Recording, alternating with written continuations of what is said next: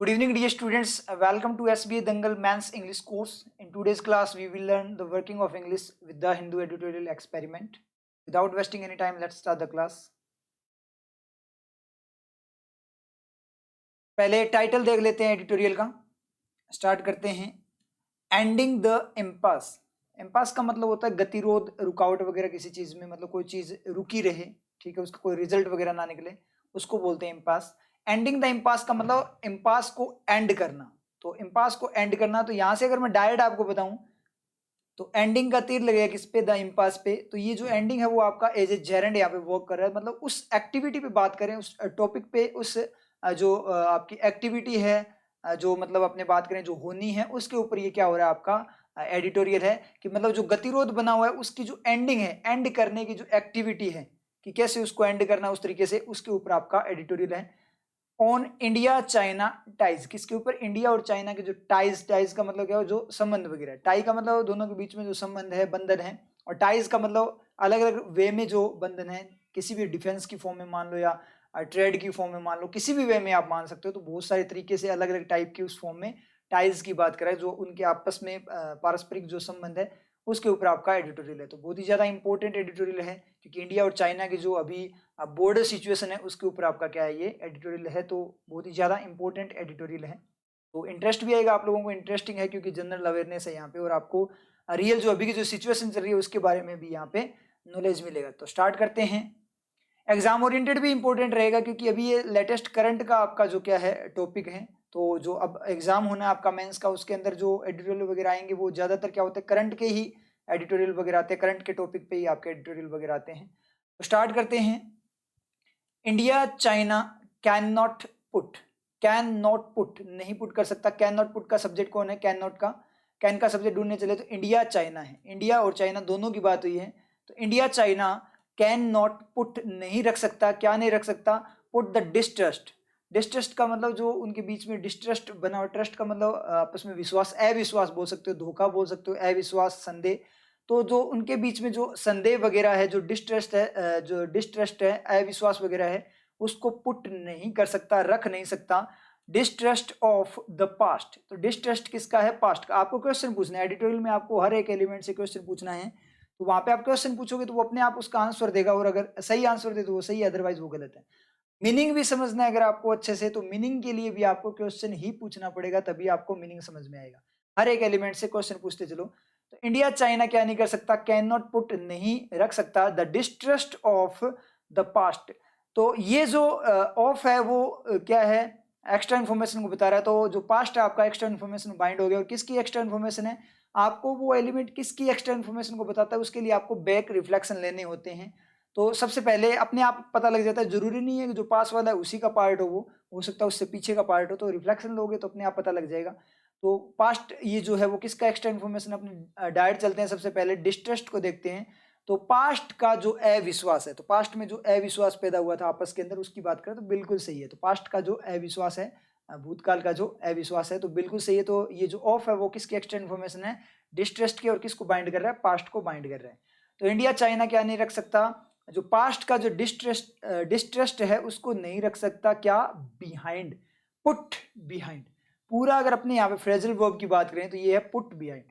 Phrasal verb होती है जो एलिमेंट जिनसे बनती है, वो उन्हीं एलिमेंट को अगर आप तोड़कर पढ़ोगे तो आपको समझ में आ जाएगा उसका मीनिंग. जैसे पुट बिहाइंड, पुट का मतलब रखना, बिहाइंड का मतलब पीछे. पीछे रखना मतलब उस चीज को छोड़ देना, भूल जाना, इस तरीके से वो बात कर रहे हैं. जैसे आपने बात करें पुट इन, किसी के अंदर किसी चीज को रखना, ठीक है. पुट ऑफ, बंद फॉर्म में किसी चीज को रखना, मतलब बंद करना, बुझाना, इस तरीके से बात करेगा. पुट आउट, आउट फॉर्म में किसी को पुट करना मतलब बिल्कुल खत्म करते हो, जैसे बुझाना. जैसे आपने बात करें इलेक्ट्रिसिटी वगैरह कनेक्शन कट किया जाता है तो फायर वगैरह को जो बुझाया जाता है उसके लिए आपका क्या यूज होता है? पुट आउट यूज होता है. और लाइट्स वगैरह उसको अगर बुझाने की बात करें तो वहां पे आपका पुट ऑफ यूज होता है, जो ऑफ ऑन में वर्क करे. तो इस तरीके से फ्रेजल वर्ब है वो वर्क करती है. तो उसके बीच में भी एलिमेंट आपका आ सकता है. पुट बिहाइंड एक साथ है, ये जरूरी नहीं है. इसने बोला put the distrust of the past behind, मतलब रखना जो पास्ट का डिस्ट्रस्ट है उसको बिहाइंड रखना, मतलब उसको पीछे रखना. विदाउट, विदाउट का मतलब बिना, without resolving the border issue. बिना क्या किए? Resolving the border issue. तो रिजोल्विंग का तीर लग रहा है किस पे? बॉर्डर इशू पे, तो रिजोल्विंग आपका क्या है यहाँ पे एक्शन की तरह वर्क कर रहा है। देखो आईएनजी दिखते ही आपको 4 वर्किंग दिखनी चाहिए। फर्स्ट वर्किंग आप मेन एक्शन की तरह देखोगे, उसके बाद में नेक्स्ट वर्किंग आपकी रहती है एडजेक्टिव की तरह, देन आपका क्लोज एंड देन जेरन। तो अब यहाँ पे अपने बात करें मेन एक्शन के लिए, आपको पता है मेन एक्शन के लिए अपने को चाहिए मॉडल और सब्जेक्ट चाहिए। मेन एक्शन तभी सेटिस्फाई होगा जब उसके लिए मॉडल हो या सब्जेक्ट हो। तो इससे पहले अगर अपने बात करें तो इससे पहले लगा हुआ है विदाउट, तो ये विदाउट क्या कर रहा है, इसको बिल्कुल सेपरेट कर रहा है। तो रिजोल्विंग को बिल्कुल सेपरेट कर रहा है, तो उससे पीछे उसको कोई भी सब्जेक्ट वगैरह यहाँ पे नहीं मिलेगा। तो नहीं मिलेगा इसका मतलब ये मेन एक्शन आपका नहीं हो सकता। या फिर आप ढूंढने चलो तो भी आपको पीछे देखें तो एक ही एक्शन है आपका do put, sorry do put नहीं है, कैन नॉट पुट है। तो कैन नॉट पुट है वो ऑलरेडी सब्जेक्ट ले चुका है इंडिया चाइना को, ये इसका सब्जेक्ट बन चुका है, ठीक है। तो यहाँ इंडिया चाइना अपने को जो सब्जेक्ट मिलेगा वो कैन नॉट पुट का ऑलरेडी सब्जेक्ट बन चुका है, तो रिजोल्विंग का वो सब्जेक्ट भी नहीं बन सकता। और रिजोल्विंग के लिए आपका मॉडल वगैरह होना चाहिए, तो वो किस फॉर्म में होता है, रिजोल्विंग आपका क्या है, मोड है आईएनजी मोड, तो उसके लिए बी रिजोल्विंग टाइप होना चाहिए। तो does be, do be, did be इस तरीके से होगा। तो is, am, are, was, were, will be, can be इस तरीके से होना चाहिए। तो ऐसी कोई फॉर्मेशन पीछे है भी नहीं, ऐसा कोई एलिमेंट नहीं है, तो रिजोल्विंग आपका मेन एक्शन नहीं हो सकता। क्लियर है। उसके बाद में हमने बात करें एडजेक्टिव, तो एडजेक्टिव होने के लिए क्या होगा, रिजोल्विंग टाइप की कोई चीज, रिजोल्विंग इंस्ट्रूमेंट, किसी चीज का समाधान करने वाला इंस्ट्रूमेंट, रिजोल्विंग इंस्ट्रूमेंट। तो वो इंस्ट्रूमेंट कैसा है, रिजोल्व करने वाला इंस्ट्रूमेंट है, रिजोल्व करने टाइप का क्या है, इंस्ट्रूमेंट है। लेकिन यहाँ पे अगर मैं बात करूं तो एडजेक्टिव बने तो उसके बाद में नाउन होनी चाहिए जिसपे वो अपना इंपैक्ट डाल सके, जिसपे वो डिपेंड हो सके। लेकिन आगे बात करें द बॉर्डर इश्यू जो आपका है वो द ने क्या कर दिया, बिल्कुल सेपरेट कर दिया, बिल्कुल अलग बना दिया उसको। तो बिल्कुल अलग कर दिया तो इसका मतलब वो उसके ऊपर डिपेंड होकर उसका एडजेक्टिव भी नहीं बन सकता। तो 2 वर्किंग यहाँ से गई। उसके बाद वर्किंग आती है आपकी क्या, क्लोज की। तो क्लोज की जो वर्किंग होती है वो किस तरीके से होती है, वो एक्स्ट्रा एक्शन होता है जिस एलिमेंट के लिए यूज हुआ है वो साथ साथ की एक्टिविटी बोल सकते हो, या उसका एक्स्ट्रा एक्शन है वो डायरेक्ट आता है, वो कहीं से बाइंड नहीं होता, ठीक है, वो डायरेक्ट आएगा। लेकिन जो रिजोल्विंग है उसको तो बाइंड किसने कर रखा है, विदाउट ने कर रखा ही नहीं कर रखा। विदाउट जो है वो किसी को खाएगा कि नहीं खाएगा, विदाउट बिना किसके, रिजोल्विंग के, बिना रिजोल्विंग के। पढ़कर देखो, बिना रिजोल्विंग के, तो मतलब विदाउट जो है वो क्या कर रहा है, रिजोल्विंग को क्या कर रहा है, कंज्यूम कर रहा है। और जैसे रिजोल्विंग को कंज्यूम करेगा तो वहां पे वो आपका एक्शन फॉर्म में, उस तरीके से एक्स्ट्रा एक्शन की फॉर्म में नहीं जा सकता, मतलब क्लोज की फॉर्म में नहीं जा सकता। इसका मतलब क्लोज की वर्किंग भी गई। एक ही चीज है, क्योंकि विदाउट आएगा तो विदाउट किसी चीज को लेगा, और चीज आपकी क्या होती है, नाउन। अगर डायरेक्ट भी देखे तो भी पता लग रहा है कि ये नाउन ही हो सकता है, और नाउन क्या होता है आपका, जेरेड हो सकता है। विदाउट 2 ही चीजों को ले सकता है, मेन एक्शन को भी नहीं ले सकता, क्योंकि मेन एक्शन को वो खा नहीं सकता, क्योंकि मेन एक्शन को क्या चाहिए, सब्जेक्ट वगैरह करके सेंटेंस चाहिए होता है। और विदाउट यहाँ पे एलिमेंट को खाता है, जैसे प्रीपोजिशन वगैरह खाती है उस तरीके से। तो एलिमेंट यानी चीज को खाता है, और चीज के लिए नाउन टाइप चीज होनी चाहिए। हो सकता है कि आपका एडजेक्टिव वो जो क्या करे, विदाउट का इंपैक्ट आगे पास कर दे, लेकिन एडजेक्टिव नहीं है, क्योंकि इंपैक्ट आगे पास नहीं हो रहा, क्योंकि भी आगे क्या आ गया, द आ गया, जो बॉर्डर इश्यू को बिल्कुल सेपरेट कर रहा है। तो यहाँ पे एक ही केस बनता है, क्या केस बन रहा है आपका, रिजोल्विंग द बॉर्डर इश्यू, यानी रिजोल्विंग आपका जेरेंट है। और वैसे भी अपने देखें तो सारे के सारे एलिमेंट आपके सेटिस्फाई होनी चाहिए सेंटेंस में। चेक कर लेते हैं, इंडिया चाइना कहाँ से सेटिस्फाई हुए, सब्जेक्ट बन गए, कैन नॉट के, कैन के सब्जेक्ट बन गए, ठीक है। पुट है वो कैन से सेटिस्फाई हो गया, और सब्जेक्ट मिल गया उसको इंडिया चाइना। जो द डिस्ट्रेस्ड है उसको पुट का तीर लग गया, वो वहां से सेटिस्फाई हो गया। ऑफ जो है वो पास्ट को खा गया, वहां से सेटिस्फाई हो गया। बिहाइंड पुट का ही पार्ट था, वो ऑलरेडी, पुट बिहाइंड मतलब उसी का पार्ट था, वो ऑलरेडी सेटिस्फाइड है, उसी का पार्ट है वो। विदाउट है उसने क्या कर दिया, रिजोल्विंग द बॉर्डर इश्यू को सेटिस्फाई कर दिया, रिजोल्विंग को सेटिस्फाई कर दिया, ऐसे बोल दो।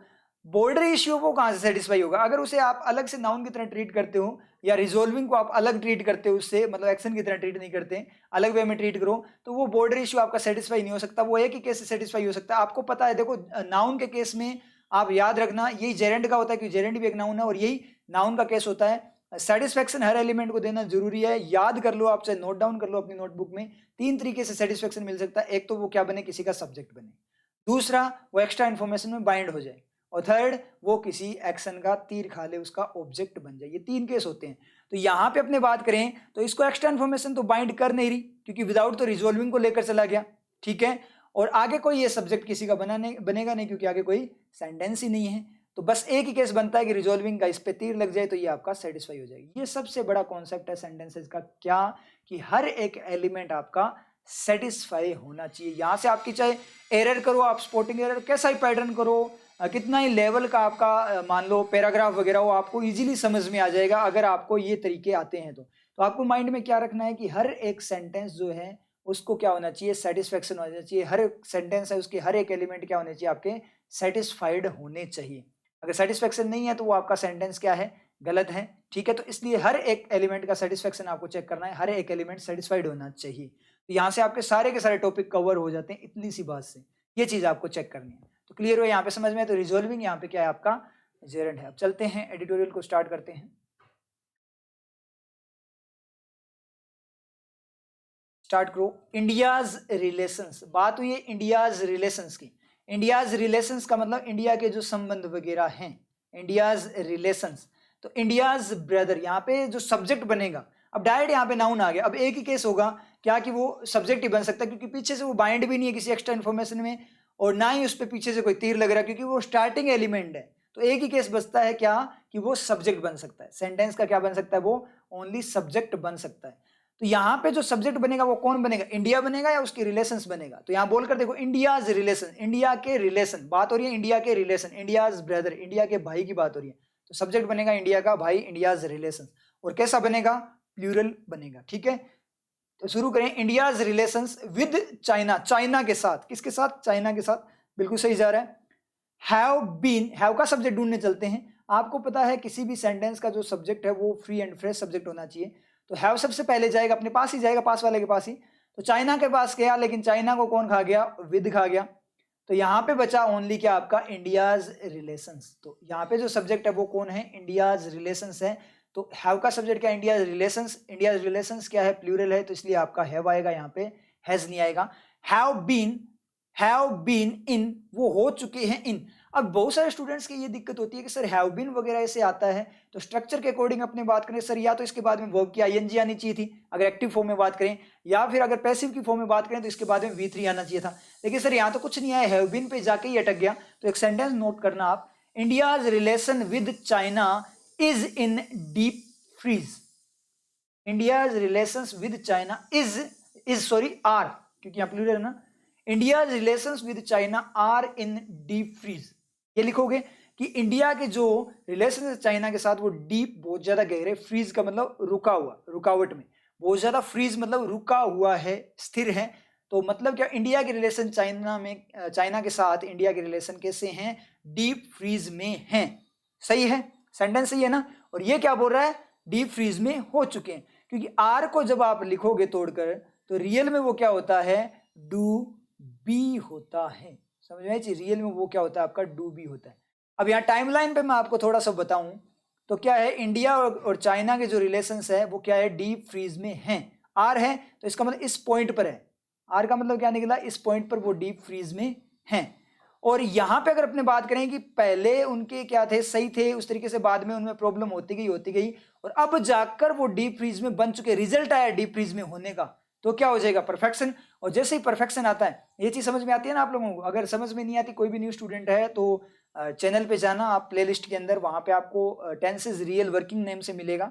ठीक है, उस प्लेलिस्ट में आप गो थ्रू कर लेना टेंसेज को, उसके बाद में आपको इसमें दिक्कत नहीं हो, पूरा क्लियर किया हुआ है सारा के सारे टेंसेज आपके, तो दिक्कत कहीं नहीं होगी इंग्लिश में, उन क्लासेस को देख लेना। तो एक तो मैं बोल रहा हूं कि जैसे मैं बात करूं, दरवाजा बंद है, द डोर इज क्लोज्ड, दरवाजा अभी बंद है। अब एक मैं बात करूं कि दरवाजा बंद किया जा चुका है या दरवाजा बंद हो चुका है। दरवाजा क्या हुआ, हवा लगी, हवा चली, दरवाजा खुला था, और क्या हुआ कि अब ऐसे देखो सामने, आप देखना, आपने एक इमेज बनाना, दरवाजा आपको बंद दिखाई देगा तो वो क्या है, इज क्लोज्ड, बंद फॉर्म में डायरेक्ट दिखाई देगा। और एक मैं ऐसे बात करूं कि हवा चली, दरवाजा खुला था, हवा के कारण दरवाजा अपने आप क्या हो गया, एकदम से बंद हो गया। तो मैं क्या बोलूंगा, दरवाजा बंद है, मैं ये बोलूंगा दरवाजा बंद हो चुका है। तो क्या रिजल्ट आया, और रिजल्ट को बताने के लिए आपका कौन सा टेंस यूज होता है, परफेक्शन का यूज होता है। रेफरेंस पॉइंट कोई भी हो सकता है कि पास्ट में हो चुका था तो पास्ट की फॉर्म में हो जाएगा, प्रेजेंट में हो चुका है तो प्रेजेंट की फॉर्म में हो जाएगा, फ्यूचर में होगा फ्यूचर की फॉर्म में, इस तरीके से होगा, पॉसिबिलिटी की फॉर्म में, इस तरीके से। वो तो मॉडल्स अपने आप चेंज होते रहते हैं, लेकिन बात क्या है कि हो चुका है, रिजल्ट आ चुका है। रिजल्ट आ चुका है तो उसमें क्या होता है, आपको परफेक्शन का एलिमेंट देना होता है। और परफेक्शन का एलिमेंट कहाँ लगता है, मॉडल के बाद में लगता है। तो हैव होता है आपका परफेक्शन का एलिमेंट, और जो क्या लगेगा, डू के बाद में लगेगा, तो डू हैव हो जाएगा, जो कि ऑलरेडी हैव ही लिखा जाता है, डज हैव, हैज लिखा जाता है। लेकिन हैव का एक जो डिमांड होती है वो क्या होती है कि वो एक्शन को क्या करता है, जो V1 को V3 में कन्वर्ट करता है, तो वो बी को क्या बना देगा, बीन बना देगा। तो अपने आप यहाँ पे क्या आ गया, हैव बीन। तो रियल में एक टाइप से आप सोचो तो ये आर है और उस आर का परफेक्शन है। समझ में ये चीज, ये आपके क्लियर हो गया होगा। तो मतलब क्या, इंडिया और चाइना के साथ इंडिया के जो रिलेशन है वो क्या हो चुके हैं, डीप फ्रीज में आ चुके हैं। डीप फ्रीज में हो चुका मतलब स्थिर फॉर्म में आ चुके हैं, मतलब स्थिर बन चुके हैं। अब कोई मूवमेंट नहीं हो रहा। फोर के लिए, किसके लिए, ओवर ए ईयर, एक साल से भी ज्यादा के लिए। अब यहाँ पे मैं एक बात बताऊं, ओवर की 3 वर्किंग होती है। आप वर्किंग नोट डाउन कर लिया करो, आपको हर एलिमेंट की हर एक वर्किंग माइंड में आनी चाहिए, तो आपको कभी डाउट नहीं होगा। तो 3 वर्किंग होती है। ओवर आपका क्या करता है, एक प्रीपोजिशन की तरफ वर्क करता है, मतलब कवर करते हुए उसको भी बताता है। ओवर आपका एक्स्ट्रा को भी बताता है, ज्यादा उसको भी बताता है। ओवर आपका समाप्ति, एंडिंग को भी बताता है। तीनों वर्किंग है। यहाँ देखेंगे तो बहुत सारे स्टूडेंट्स के ये होता है, देखो डायरेक्ट देखते ही दिक्कत होती है कि फोर एंड ओवर दो प्रीपोजिशन है, तो जो सर दो प्रीपोजिशन की ओवरलैपिंग हो गई तो ये तो रॉन्ग हो गया ना। स्टूडेंट्स के माइंड में ये आती है चीज, ठीक है। तो ये प्रॉब्लम स्टूडेंट्स के माइंड में आती है। तो ऐसा कुछ भी नहीं होता, आपको चेक करना है कि वर्किंग किस तरीके से। फोर इन होता तो आपका गलत था कि फोर एक साल के लिए, एक साल में, एक साल में या एक साल के लिए, तो दोनों बातें नहीं हो सकती ना एक साथ, फिर गलत था। लेकिन यहाँ ओवर ऐसे है, एक साल को कवर करते हुए, एक साल को कवर करते हुए एक साल के लिए, तो ओवरलैपिंग हो सकती थी। लेकिन ये बोल रहा है एक साल से भी ज्यादा के लिए, एक साल से भी ज्यादा टाइम पीरियड के लिए। इस तरीके से यहाँ पे ये आपकी बात कर रहा है। तो फोर और सिंस का आपको आई थिंक आता होगा डिफरेंस, या फिर मैं करवाऊंगा आपको टाइम निकाल कर। तो फोर और सिंस का जो डिफरेंस होता है वो क्या होता है कि फोर टाइम पीरियड की बात करता है, सिंस एक पॉइंट की बात करता है। तो हमेशा याद रखना, अगर जिस भी टाइम की बात करें, अगर वो टाइम उस पूरी एक्टिविटी के साथ कवर अप होता हो तो फोर आएगा। और अगर उस टाइम से बाहर निकल जाओ आप, जैसे कि मैं जनवरी से मैं प्रिपरेशन कर रहा हूँ, अब क्या हो गया, अपना जुलाई चल रहा है, तो जनवरी से मैं क्या कर रहा हूँ, प्रिपरेशन कर रहा हूँ। तो जनवरी से जैसे ही फरवरी के अंदर आप आए, जनवरी से फरवरी में पहुंचे, उसी टाइम पे क्या होगा, जनवरी से जैसे ही बाहर निकले तो वो एक रस्सी बांधने का काम करेगा और पॉइंट बन जाएगा, तो वहां सिंस आएगा। और जैसे मैं बोलूँ पास्ट 4 मंथ से मैं क्या कर रहा हूँ, पास्ट 6 मंथ से मैं क्या कर रहा हूँ, प्रिपरेशन कर रहा हूँ। तो पास्ट जो 6 मंथ्स है, मतलब पहले मंथ से लेकर अब तक के 6 मंथ का टाइम पीरियड पूरा का पूरा अब तक है ना, तो वो एक्टिविटी उस टाइम पीरियड के अंदर अंदर ही चल रही है ना, तो वहां पे आपका क्या आएगा, 4 आएगा। ये मैं डेप्थ में आपको बताऊंगा एक दिन, ठीक है, टाइम निकाल कर एक स्पेशल वीडियो बनाऊंगा एलिमेंट्स की, तो वहां पे क्लियर हो जाएगा। तो ये बात यहाँ पे बोल रहा है, तो ओवर यहाँ पे ज्यादा एक्स्ट्रा को बता रहा है। इतना क्लियर है। आगे बात करें। अब यहाँ पे ये मत सोचना कि आपका एडिटोरियल है बहुत स्लो चल रहा है सर, इस तरीके से थोड़ी होगा। देखो जब वर्किंग सीखनी होती है तो ऐसे ही होगा। स्पीड में आप कितनी एडिटोरियल कर लो, आप कुछ नहीं सीख पाओगे, एग्जाम में आप मीनिंग भी नहीं ले पाओगे। लेकिन सीखने का तरीका यही है। उसके बाद जब आप प्रैक्टिस करोगे तो स्पीड अपने आप बनेगी। जैसे आप मैथ्स वगैरह में करते थे, तो मैथ्स में क्या होता है, कैलकुलेशन में स्टार्ट में टाइम लगता था, पहले यही लगता था कि कैलकुलेशन क्यों करवा रहे हो, फालतू बोरिंग काम है।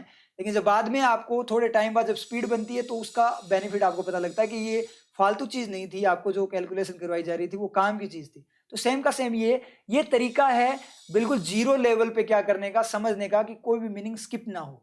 और धीरे धीरे जैसे ही आपकी प्रैक्टिस होगी, आपको वर्किंग सारी माइंड में रहेगी हर एलिमेंट की, तो एक अच्छा एकदम से देखते ही आपको पता लग जाए कि यहाँ पे रियल वर्किंग इस एलिमेंट की कौन सी वर्किंग यूज हो रही है, फिर अपने आप स्पीड बनेगी। ये जो स्टूडेंट्स रेगुलर है उनसे पूछ लेना, उनको पता है, ठीक है, उनने ये फेस भी किया है, उनकी स्पीड अप बनी है एडिटोरियल वगैरह में, रीडिंग वगैरह में जो काम आएगी। तो ये बेसिक मेथड होता है ताकि आपका कोई मीनिंग स्किप ना हो। बाई चांस आप पैराग्राफ वगैरह पढ़ रहे हो मेंस वगैरह का, और बाई चांस वहां पे आपको मीनिंग समझ में ना आए, तो ये तरीका होता है उस मीनिंग को समझने का। आपको थोड़ा सा स्लो होकर फिर इस तरीके से क्या करना है, एक्सपेरिमेंट करके पढ़ना, उसको आपके समझ में आ जाएगा। आगे चलते हैं। फर्स्ट स्लाइड में ऐसे ही करवाता हूँ आपको, बिल्कुल स्लो मोड में, बिल्कुल वर्किंग के साथ में, ठीक है, फुल वर्किंग के साथ में।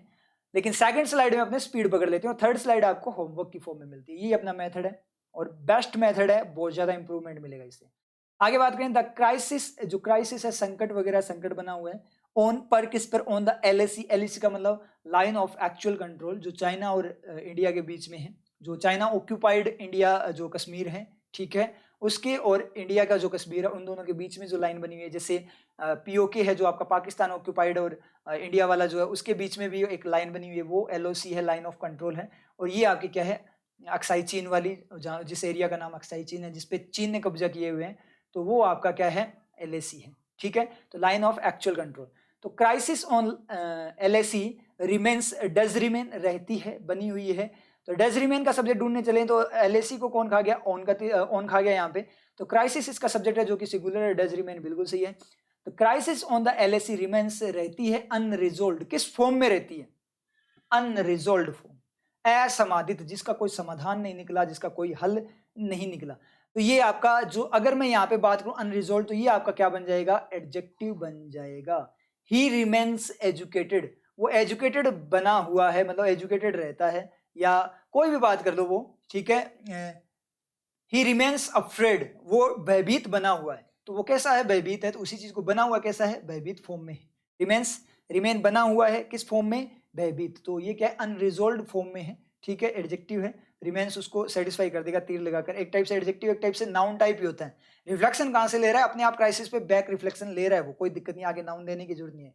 कई बार जरूरी नहीं होता कि नाउन आपकी कंपलसरी है, नाउन ऑलरेडी अगर पहले से वो सब्जेक्ट की फॉर्म में नाउन दे रहा हो तो वहां कोई दिक्कत नहीं है। जैसे मैं बात करूं ही इज एजुकेटेड, तो वो एजुकेटेड है, या ही इज एजुकेटेड पर्सन भी बोल सकते हो, ही इज एजुकेटेड भी बोल सकते हो, एजुकेटेड बैक रिफ्लेक्शन भी ले लेता है ही पे, तो वो अपना आप सेटिस्फाई कर लेगा खुद को बैक रिफ्लेक्शन से। तो एक केस ध्यान रखना, बैक रिफ्लेक्शन से भी आपका एडजेक्टिव सेटिस्फाई करता है। अदरवाइज उसके अलावा बात करें तो नाउन उसको देनी पड़ेगी डिपेंड होने के लिए, लेकिन यहाँ डिपेंडेंसी बैक रिफ्लेक्शन में है, तो ये चीज ध्यान रखना। एंड और tens of thousands of soldiers, soldiers के थाउजेंड्स ऑफ टेंस मतलब लाखों में जो सोल्जर्स हैं, ठीक है, फ्रॉम किससे, फ्रॉम बोथ साइड्स, दोनों साइड से, मतलब इंडिया और चाइना दोनों साइड से, स्टिल, स्टिल का मतलब अभी भी, रिमेन, रिमेन का मतलब रहते हैं, डेप्लॉयड किस फॉर्म में, डेप्लॉयड फॉर्म में, सेम एडजेक्टिव, डेप्लॉयड का मतलब तैनात किए हुए, तो तैनात फॉर्म में क्या है, वो रहे हुए हैं। V3 है ये आपका, अनरिजॉल्व्ड भी V3 था एडजेक्टिव फॉर्म में, और ये भी आपका डेप्लॉयड भी क्या है, एडजेक्टिव फॉर्म में V3। और कैसा एडजेक्टिव है, दो ही एडजेक्टिव होते हैं आपके, एक तो क्या होगा एक्टिव एडजेक्टिव होता है, एक आपका पैसिव एडजेक्टिव। ये कैसा है, डिप्लॉय, तैनात फौजियों ने किसी को नहीं किया, सोल्जर्स ने किसी को तैनात नहीं किया, वो खुद तैनात किए गए हैं, तैनात फॉर्म में खुद हैं, तो बी डिप्लॉयड फॉर्म में है वो, इसका मतलब वो पैसिव एलिमेंट है उसका, मतलब वो तीर नहीं छोड़ रहे डिप्लॉय करने का, तीर खा रहे हैं डिप्लॉय होने का, इसलिए तीर खा रहे हैं, इसका मतलब वो पैसिव है। तो बोथ साइड के सोल्जर्स। अब रिमेन का सब्जेक्ट अगर मैं यहाँ पे बात करने जाऊं तो क्या मिलेगा, बोथ साइड्स को फ्रॉम खा गया, देखो सब्जेक्ट नाउन ही होता है तो नाउन के ऊपर ही फोकस करोगे आप। सोल्जर्स को कौन खा गया, ऑफ खा गया, थाउजेंड्स को ऑफ खा गया, तो यहाँ पे क्या मिलेगा आपका, टेंस मिलेगा। तो ये अलग से सेंटेंस है, एंड का रिफ्लेक्शन ढूंढने चलो तो डायरेक्ट ही पता लग जाएगा।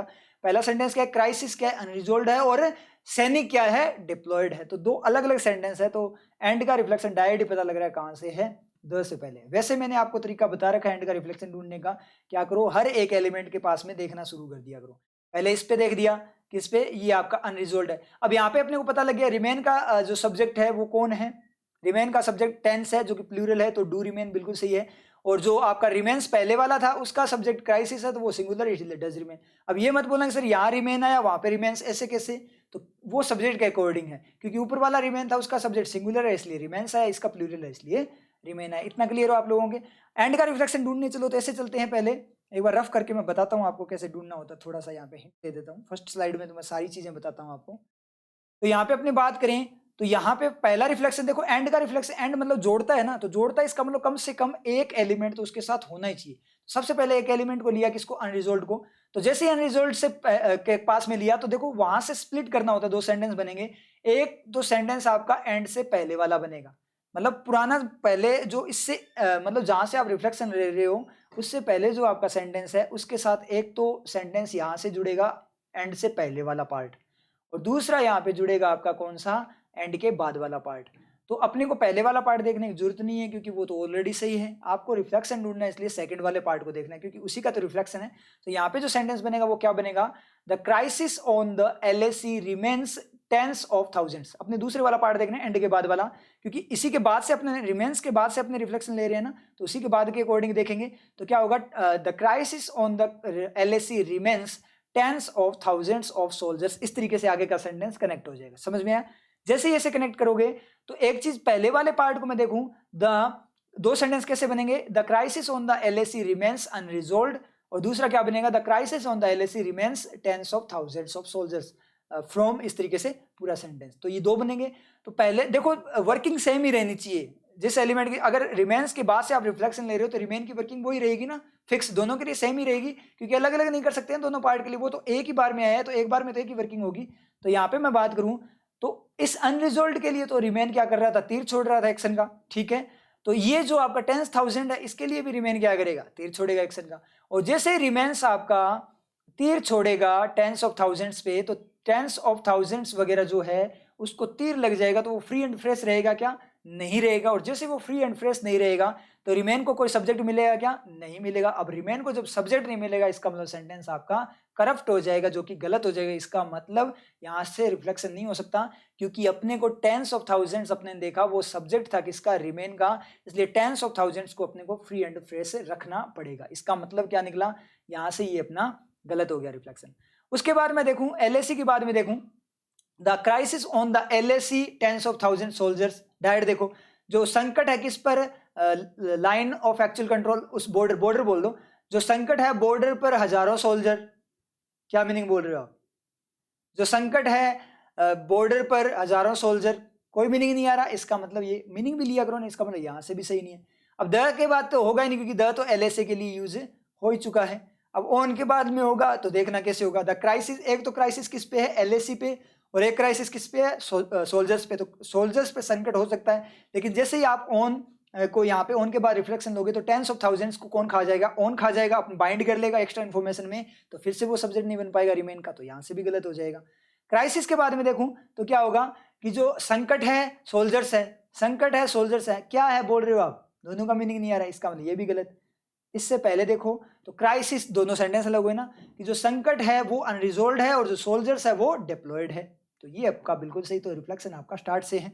डिप्लॉयड इन किस में डिप्लॉयड है, तैनात है? वो फॉरवर्ड एरियाज, जो आगे के एरियाज हैं। जो बॉर्डर के अपने बात करें, बॉर्डर के जो एक बॉर्डर बनी होती है, उसके बाद में जो आगे का एरियाज होता है, जहाँ पे बैटल वगैरह स्टार्ट हो जाए, मतलब जहाँ पे आप जा नहीं सकते, तो वहाँ पे ऐसे ही माना जाता है कि बैटल स्टार्ट होने वाला है। इस तरीके से जब आर्मी क्या करती है, किसी के बॉर्डर के एरिया के अंदर घुस जाती है, तो वो बीच का एरिया जो छोड़ा हुआ होता है उसकी बात कर रहे हैं।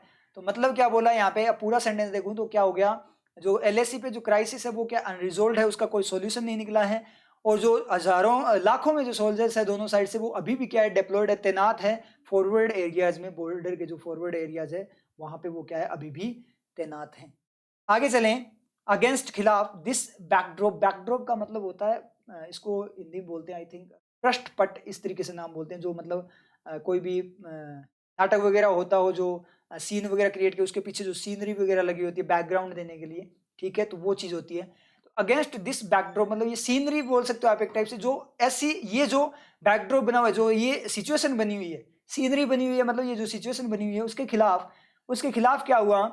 वेनेसडेज मीटिंग, जो बुधवार की जो मीटिंग है, वेनेसडे की जो मीटिंग है परसों वाली, बिटवीन किसके बीच में? External affairs minister S Jaishankar. ये पूरा नाम है किसका? एक्सटर्नल अफेयर्स, उसकी डेजिग्नेशन के साथ में नाम है external affairs minister S Jaishankar and his, उसके Chinese counter part. Counter part का मतलब डुप्लीकेट कॉपी बोल सकते हो, मतलब उसका प्रतिरूप, मतलब उसके जैसे जो सेम फंक्शन करे। काउंटर पार्ट का मतलब जो सेम फंक्शन करे।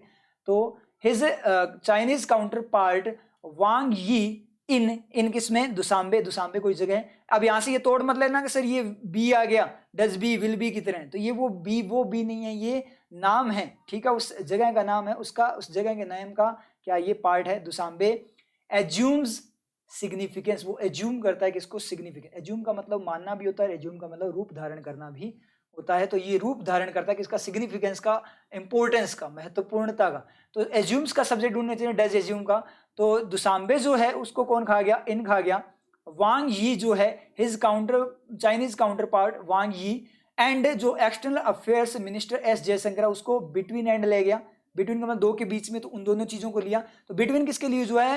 एक्सटर्नल अफेयर्स मिनिस्टर इंडिया के S जयशंकर और जो चाइना के वांग यी है, उन दोनों के लिए जो है, तो बिटवीन, उन दोनों, बिटवीन एंड उन दोनों को ले गया। तो ये भी सब्जेक्ट नहीं बना। तो इसका सब्जेक्ट क्या बनेगा आपका? वेडनेसडेज मीटिंग बचा, ये इसका सब्जेक्ट है। तो मतलब जो वेडनेसडे की जो मीटिंग है वो क्या करती है? इंपॉर्टेंस का रूप धारण करती है, मतलब खुद को इंपॉर्टेंट बताती है, बनाती है लोगों के सामने, मतलब ऐसा, मतलब रिप्रेजेंट होती है वो कैसी? इंपॉर्टेंट फॉर्म में, मतलब वो इंपॉर्टेंट मानी जा रही है। तो अगेंस्ट इस दिस बैकड्रॉप, ये जो बैकड्रॉप था उसके खिलाफ वेडनेसडे की जो मीटिंग हुई, उन दो एक्सटर्नल अफेयर्स मिनिस्टर जो दोनों कंट्रीज के थे, दुसांबे जो जगह वहां पर, ठीक है, उस सिटी के अंदर जो हुआ, ठीक है, उसमें वो क्या करती है? एज्यूम्स सिग्निफिकेंस, वो सिग्निफिकेंस को एज्यूम करती है, वो इंपॉर्टेंस को बताती है। ये बात इसने बोली। अब कंप्लीट का मीनिंग देख लेते हैं एक बार स्पीड में, एक बार इसको रफ करते हैं। कंप्लीट में क्या बोल रहा है कि इंडिया के जो रिलेशन है आपको स्पीड में ऐसे ही पढ़ा जाएगा, एग्जाम में अपने आप पता लगेगा आपको, जब आपकी ऐसी वर्किंग ऐसी प्रैक्टिस है, एडिटोरियल का एक्सपेरिमेंट आपको करना आता है, पोस्टमार्टम करना आता है, तो आपको दिक्कत नहीं होने वाली, इजीली समझ में आ जाएगा स्पीड में। इंडिया के रिलेशन डायरेक्ट पढ़ते ही ऐसे ही आएगा कि चाइना के साथ जो इंडिया के रिलेशन है वो डीप फ्रीज में जा चुके हैं, इस तरीके से पढ़ोगे आप। वहां पे 1 साल से भी ज्यादा हो गया, मतलब तब से ये डीप फ्रीज में मतलब रिलेशन रुके हुए हैं। जो क्राइसिस है, संकट है एलएसी पे, वो क्या है, अनरिजॉल्व, उसका कोई सोल्यूशन नहीं निकला। और लाखों में जो सोल्जर्स है दोनों साइड के, वो अभी भी क्या है, फॉरवर्ड एरियाज जो है जहाँ मतलब फाइट वगैरह स्टार्ट हो जाए, वॉर वगैरह स्टार्ट हो जाए, उन एरियाज में अभी भी तैनात हैं। और ये जो सीन बना हुआ है, इसके खिलाफ अगर अपने बात करें तो जो वेडनेसडे की जो मीटिंग है external affair minister S Jaishankar और चाइनीज काउंटर पार्ट वांग यी के बीच में दुशांबे में, वो क्या करती है, सिग्निफिकेंस को बताती है, महत्वपूर्ण बन जाती है कि उससे कुछ ना कुछ उम्मीद मिली है। इस तरीके से यहाँ पे बात कर रहे हैं। अब चलते हैं नेक्स्ट स्लाइड पे। अब थोड़ी सी स्पीड लेंगे यहाँ पे, ठीक है, इस स्लाइड में अपनी थोड़ी स्पीड रहेगी, जो इंपॉर्टेंट वर्किंग होगी वो मैं आपको बता दूंगा, कोई दिक्कत नहीं है। तो आगे बात करें देयर लास्ट मीटिंग, उनकी जो लास्ट मीटिंग, देयर किसके लिए यूज हुआ है, आपको ये भी चेक करना है कि किसके लिए यूज हुआ है, क्योंकि जब आपको पता लगेगा ये एलिमेंट किसके लिए यूज हुआ है तभी तो आप उसका प्रॉपर मीनिंग ले पाओगे ना। तो देयर लास्ट मीटिंग, उनकी जो लास्ट मीटिंग इन मॉस्को, किसमें, मॉस्को में, उन दोनों की, एस जयशंकर और वांग यी की, ठीक है, इन सितंबर 2020, ये सारी एक्स्ट्रा इन्फॉर्मेशन जा रही है, सितंबर 2020 में जो वांग यी और जो किसकी अपने बात करें तो एस जयशंकर, उनकी जो मीटिंग, ठीक है, मॉस्को में, मॉस्को जो है प्लेस, ठीक है, रशिया के अंदर, उसमें इन सितंबर 2020, रशिया कैपिटल है मॉस्को, तो 2020 में टुक प्लेस, उसने टुक प्लेस किया मतलब हुई, टुक प्लेस मतलब स्थान लेना या फिर होना, टेक प्लेस, तो ये डिड टेक प्लेस है, तो डिड का सब्जेक्ट ढूंढने चलते हैं। सितंबर 2020 को इन खा गया, मॉस्को को इन खा गया, तो लास्ट मीटिंग इसका सब्जेक्ट है, जो कि क्या है, सिंगुलर है। तो डिड तो वैसे भी क्या होता है आपका, प्लूरल सिंगुलर दोनों के लिए ही डिड आता है। प्रेजेंट में होता है यहाँ टेक प्लेस आएगा या टुक टेक्स प्लेस आएगा, तो यहाँ पे क्या आएगा, टेक्स प्लेस आएगा, डज टेक आएगा, डू टेक नहीं आएगा। क्यों नहीं आएगा, क्योंकि सब्जेक्ट क्या है, लास्ट मीटिंग है। अब देयर मत देखना कि सर देयर है, देयर तो प्लूरल बताता है, तो देयर फादर भी तो हो सकता है ना, 2-3 बच्चों के पिता, ठीक है, तो देयर फादर यूज होगा, उसके लिए क्या यूज होगा, देयर फादर यूज होगा। तो वो क्या है, जो देयर यूज हुआ है वो पोजेशन यूज हुआ है उन 3-4 लोगों का, एक चीज पे पोजेशन है, देयर ब्रदर, उनका भाई। तो रियल में जो सब्जेक्ट है वो कौन बनेगा, उनका भाई बनेगा या वो बनेंगे, वो नहीं बनेंगे, उनका भाई बनेगा। तो बहुत सारे लोगों की एक चीज नहीं हो सकती क्या, तो वो एक चीज सब्जेक्ट, रियल में जो सब्जेक्ट है वो सिंगुलर है, इसलिए सिंगुलर ही रहेगा। तो टुक प्लेस इन द, किसमें, इन द आफ्टरमैथ, आफ्टरमैथ का मतलब होता है परिणाम में, तो परिणाम में, किसका परिणाम, ऑफ द गलवान वैली। मैं किसका इस तरीके से क्वेश्चन पूछ रहा हूँ ना, मैं कैसे पूछ रहा हूँ, मैं एलिमेंट को देखते ही पूछ लेता हूँ। ऑफ देखा मैंने किसका, इन देखा किसमें, इस तरीके से समझ में आ रही है, इस तरीके से आपने क्वेश्चन पूछना है, ठीक है। गलवान वैली, क्लेस, क्लेस का मतलब जो लड़ाई हुई, भिड़त हुई, ठीक है, उसमें, and at a time of a tinder box like situation, और एक टाइम पर, एट का मतलब पॉइंट बताया है, कैसे टाइम पर, कैसे समय पर, टाइम किसका, of a tinder box like situation. Tinder box का मतलब क्या होता है, टिंडर बॉक्स वो होता है, इसको चकमक डिबिया वगैरह इस तरीके से नाम बोलते हैं, जिसमें मतलब ऐसी डिबिया जिसमें मतलब ज्वलनशील पदार्थ को रखा जाता है, इग्नाइट, वो इजीली इग्नाइट होने वाला पदार्थ होता है, जैसे मान लीजिए अपने बारूद वगैरह रखा जाए, इसी तरीके कुछ भी बोल सकते हो आप, ठीक है। माचिस को भी बोल सकते हो टिंडर बॉक्स, ठीक है, क्योंकि उसमें भी वो ज्वलनशील होता है, आग जल्दी से पकड़ लेता है। तो ऐसी सिचुएशन का मतलब कि वो जल्दी से एग्रेसिव हो जाए, ऐसी सिचुएशन, वॉर लाइक बोल सकते हो आप, ठीक है। तो ये बात इसने बोली है, एट ए टाइम।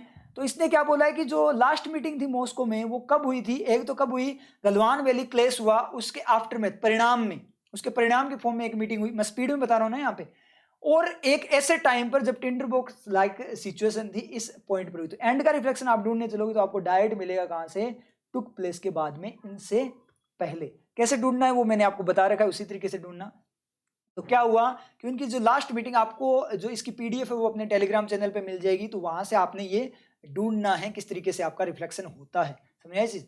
तो मॉस्को में जो लास्ट मीटिंग थी वो टुक प्लेस हुई, कब हुई, एक तो क्या हुआ कि गलवान वैली का क्लेश हुआ, उसके आफ्टर, उसके परिणाम में मीटिंग हुई, परिणाम के रूप में मीटिंग हुई, और जो मीटिंग हुई वो एट ए टाइम, ऐसे टाइम पे हुई, टिंडर बॉक्स लाइक सिचुएशन के टाइम पर हुई। तो आपके दो सेंटेंस कैसे बनेंगे, their last meeting in Moscow in September 2020 took place in the aftermath of the Galwan valley clash. And दूसरा सेंटेंस क्या बनेगा, second sentence, their last meeting in Moscow in September 2020 took place at a time of a tinder box like situation, ऐसे time पर उसकी वो क्या हुई थी, आपकी हुई थी, क्या मतलब ये मीटिंग हुई थी। ये बात इसने बोली है। रिफ्लेक्शन वैसे ढूंढना है तो आप एक बार देखना चाहो तो देख लो, गलवान वैली क्लेश पूरी बात है, तो ऑफ के बाद में जाएगा, तो ऑफ के बाद में सेट नहीं होगा, ऑफ और एट की ओवरलैपिंग हो जाएगी। तो क्या होगा, सेंटेंस आपको बाद वाला चेक करना है। तो क्या होगा कि जो परिणाम है किसका टुक प्लेस, परिणाम में किसका परिणाम, एक तो गलवान वैली का परिणाम और क्या है टाइम पर का परिणाम, टाइम पर का, ऐसे टाइम पर, ऐसे टाइम पर का परिणाम, ऐसे टाइम पर का परिणाम। कोई मीनिंग आ रहा है, नहीं आ रहा। ऑफ और एट की ओवरलैपिंग, या तो ए time after math of time या एट टाइम, दोनों हो सकता है ना, या तो टाइम पर मतलब परिणाम टाइम पर, या फिर टाइम का परिणाम। टाइम पर का परिणाम तो नहीं हो, का पर का, ये सब कुछ नहीं हो सकता। इसका मतलब क्या हो गया, ये तो आपका गलत हो गया, यहां से रिफ्लेक्शन नहीं होगा। मतलब एक कंप्लीट गलवान वैली क्लेश तो पूरा एक नाउन है ना, इसलिए एक तो लेना ही पड़ेगा आपको। उसके बाद आफ्टर मैथ की बात करूं तो यहां से देखना, इन द आफ्टर मैथ, परिणाम में, गलवान वैली का परिणाम पहले वाला छोड़ो, आप डायरेक्ट दूसरे वाला लो। सेंटेंस क्या होगा, in the aftermath at a time, मतलब परिणाम में टाइम पर, टिंडर बॉक्स लाइक सिचुएशन के टाइम पर, परिणाम में, टाइम पर परिणाम में, ये भी अजीब सा गया। तो परिणाम तो क्या है, गलवान वैली क्लेश का परिणाम है, टाइम पर परिणाम नहीं है। गलवान वैली जो क्लेश है उसका परिणाम है, तो ये भी मीनिंग नहीं लेकर जाएगा। द आफ्टर मैथ एक है, इनके बाद लेकर देखोगे तो क्या होगा, क्या हुआ कि जो आपकी मीटिंग हुई वो किस में हुई, वो क्या हुई, टाइम में पर हुई, टाइम में पर हुई। इन ए टाइम हो सकता है या एट ए टाइम, दोनों एक साथ, इन एट टाइम नहीं हो सकता, टाइम में हो सकती है या टाइम पर हो सकती है, दोनों तो नहीं हो। टाइम में पर हुई, टाइम में पर, टाइम में पर क्या, टाइम में पर, ये भी कोई मीनिंग नहीं है, ये भी करप्टेड है, इसका मतलब ये भी आपका यहाँ से रिफ्लेक्शन नहीं है। तो यहां से देखना, तो यहां से क्या होगा, जो last meeting Moscow in September 2020 took place at a time, ऐसे टाइम पर मीटिंग हुई, तो वो बिल्कुल आपका सही है। तो रिफ्लेक्शन कहां से, इनसे पहले, प्लेस के बाद में है। टिंडर बॉक्स लाइक सिचुएशन, जो मतलब इजीली मतलब एग्रेसिव हो जाए। साउथ ऑफ पैंगोंग लेक, ये लोकेशन बताइए, सिचुएशन साउथ ऑफ, सिचुएशन कहां, south of Pangong lake, with किसके साथ, ट्रुप्स, ट्रुप्स सेनाओं के साथ, एंड आर्टिलरी का मतलब तोप वगैरह जो होती है, तोपों के साथ, डेंजरसली क्लोज, किसके साथ है, ट्रुप्स और आर्टिलरी के साथ, जो कि क्या, डेंजरसली क्लोज, क्लोज का मतलब पास। अब पास कोई चीज कैसी है, पास है, ट्रुप्स एंड आर्टिलरी क्या है, क्लोज है, और क्लोज कैसी है, किस तरीके से, डेंजरस फॉर्म में, कैसी है, क्लोज है, और क्लोज कैसी है, तो कैसी, कैसी है, इसलिए आपकी क्या आएगी, एडवर्ब आएगी।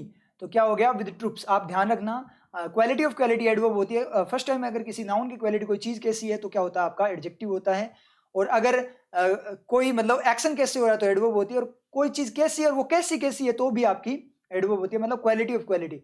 तो आपकी जो ट्रुप्स और आर्टिलरी क्या है, वो क्लोज है, कैसी है, क्लोज पास में है, कैसी है, क्लोज फॉर्म में है। और वो क्लोज किस तरीके से है, मतलब कैसी कैसी है, डेंजरस, खतरनाक तरीके से क्लोज है। मतलब ट्रुप्स और आर्टिलरी खतरनाक नहीं बोल रहा, ट्रुप्स एंड आर्टिलरी खतरनाक तरीके से ऐसी है, क्लोज है, कैसी, कैसी है एडवर्ब। तो कैसी है वो आपकी, troops artillery dangerously close to each other, एक दूसरे के, ईच अदर मतलब, ईच अदर का मतलब अपने दोनों की बात कर सकते हैं, इंडिया एंड चाइना की।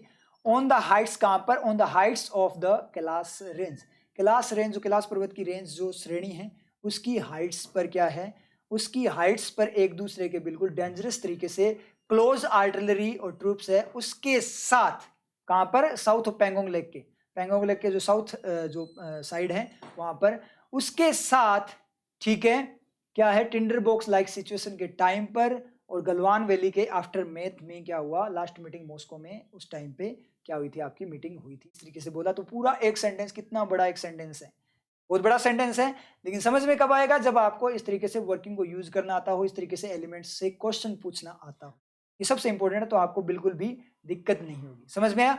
तो पूरा मीनिंग अगर एक बार अपना देखने चाहें इसको रफ करके, तो चेक कर लेते हैं कि उनकी जो लास्ट मीटिंग है इंडिया चाइना की, बोल दो आप डायरेक्ट, चाहे उन दोनों की, मतलब इंडिया चाइना को रिप्रेजेंट करते हैं, वो मॉस्को में सितंबर 2020 में वो हुई थी। क्या, एक तो गलवान वैली का क्लेश था, उसके परिणाम की फॉर्म में हुई थी कि क्लेश हो गया, उसके बाद में उनको ऐसी मीटिंग करनी थी, एक तो उसके क्लेश के परिणाम की फॉर्म में, और एक ऐसे टाइम पर, कैसे टाइम पर, एक टाइम पर जो कैसा, टिंडर बॉक्स लाइक सिचुएशन के टाइम पर, टिंडर बॉक्स लाइक सिचुएशन के टाइम पर, टिंडर बॉक्स का मतलब इजीली, मतलब क्या हो जाए, वो बहुत तेजी ज्वलनशील हो, मतलब भड़कने वाला हो, ऐसे सिचुएशन के टाइम पे, जो कि क्या, साउथ ऑफ पैंगोंग लेक, जो साउथ ऑफ पैंगोंग लेक के साउथ में, विद किसके साथ, ट्रुप्स एंड, मतलब लोकेशन भी वहां पे बताई उसने, कहां पर, साउथ ऑफ पैंगोंग लेक, किसके साथ, ट्रुप्स और आर्टिलरी जो तोप वगैरह है, खतरनाक तरीके से बिल्कुल आसपास, बिल्कुल पास पास थी दोनों तरफ से, ठीक है।